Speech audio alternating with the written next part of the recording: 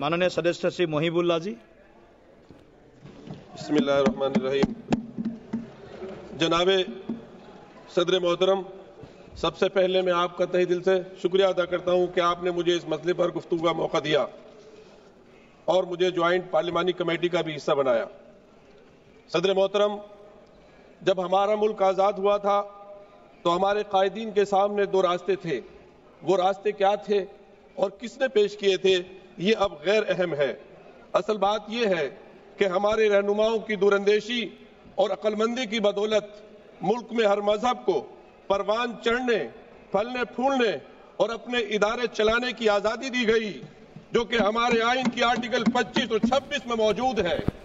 ये हक महज एक आइनी हक नहीं बल्कि बुनियादी हुकूक का हिस्सा है।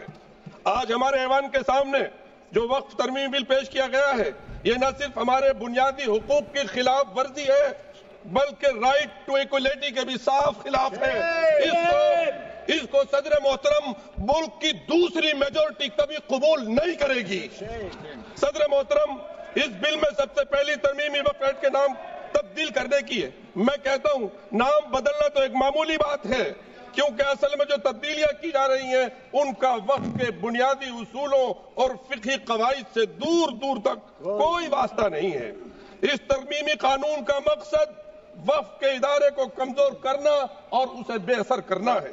तारीखी तौर पर वक्फ के जितने भी कवानीन बने हैं वो इस उसूल पर कायम थे कि मजहब में दिए गए वक्फ के उसूलों और शराइत को खत्म ना किया जाए।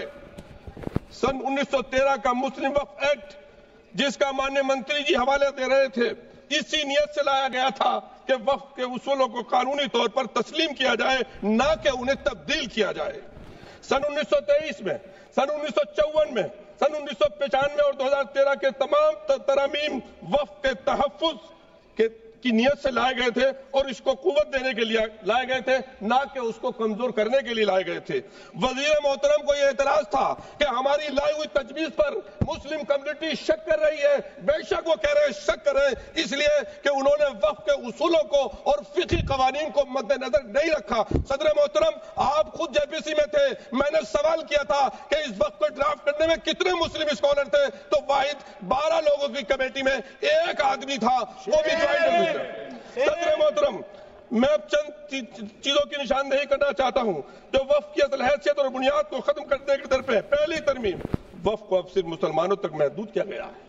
मैं दिल पर हाथ रखकर कह सकता हूं सदर मोहतरम, एक जाती वाक़या बयान करता हूं, पार्लियामेंट की मस्जिद के सामने रहकर सारे देशवासियों के लिए दुआ करता हूं। मैं अब दुआ कैसे करूंगा जब ये महदूद कर दिया जाएगा। मैं एक वाक़या आपको बयान कर रहा हूं। अभी राजस्थान में गया, तिजारा के पास एक गांव हसनपुर है, उस शादी में गया, अजान की आवाज आई, मैंने कहा यहाँ मस्जिद कहाँ है भाई? जब मस्जिद देखी वो बड़ी सुंदर मस्जिद थी। मैंने पूछा ये मस्जिद कैसी है?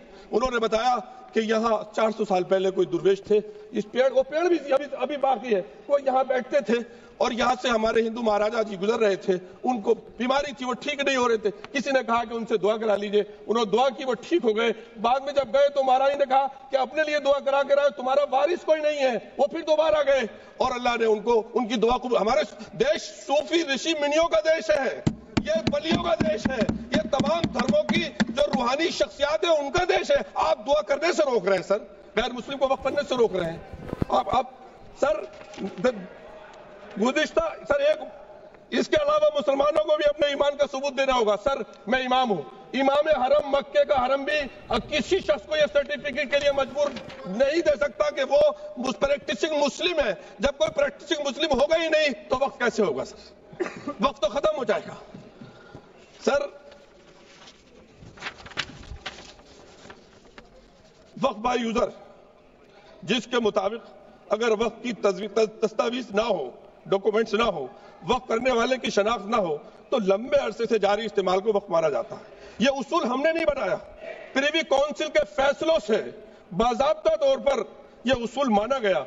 सर, 100 साल पुरानी मस्जिद तो बाकी रहेगी, लेकिन 600-700 साल पुरानी अगर मस्जिद का कोई रिकॉर्ड नहीं है तो आप कहेंगे ये वक्त बाय यूजर नहीं है। अरे सर, कितना हम लोग यकीन करें? तीसरी तरमीम, बोर्ड के इंतखाबात को खत्म करके उसे मुकम्मल सरकारी इदारा बनाया जा रहा है। दिल्ली की मिसाल है उसकी, दिल्ली वक्फ बोर्ड को तहलील करके उसका इंतजाम एक एडमिनिस्ट्रेटर अफसर के हवाले किया गया, जो एक तरफ रिलीजियस कमेटी का चेयरमैन था, दूसरी तरफ वक्फ बोर्ड का एडमिनिस्ट्रेटर था। उसने बहादुर शाह जफर ने जिस मस्जिद के लिए रिपेयर के लिए बोला था, मेरे पास डॉक्यूमेंट है उस मस्जिद के, वो रातों रात मस्जिद अखुंजी महरौली में शहीद कर दी गई।